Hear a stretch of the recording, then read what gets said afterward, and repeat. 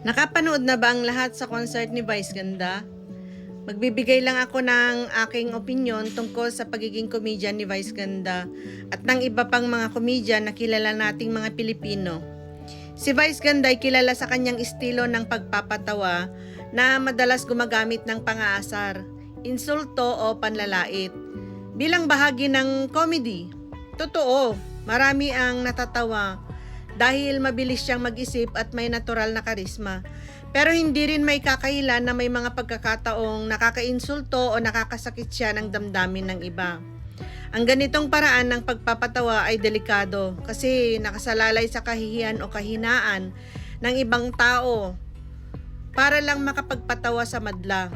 Samantalang maraming ibang komedyante, local man o international, ang nagpapatawa gamit ang observational comedy.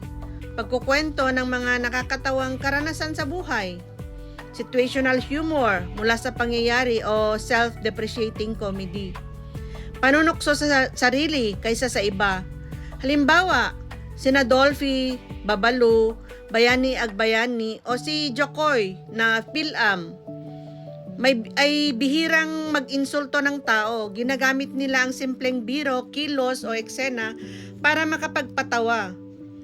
Kahit ngayon, may mga stand-up comedian na mas nakakatawa dahil sa talino at creativity, hindi dahil sa panlalait.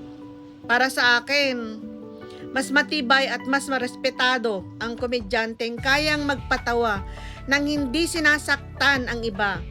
Dahil ang tunay na talento sa pagpapatawa ay yung kahit sino, bata man o matanda, ay natutuwa, hindi yung may iiwanan kang nasasaktan sa dulo dahil sa palabas mo, dahil sa comedy mo. Sana tayong mga Pilipino, matuto na din tayong mamili ng susuportahan natin. Pagdating sa pagpapatawa, suportahan natin yung mga tunay na may talento, lalo na yung mga komedyanteng may sense of humor at di nanlalait at nangiinsulto, kumita lang ng pera. Sayang ang pera natin, kaya gamitin natin ito ng tama.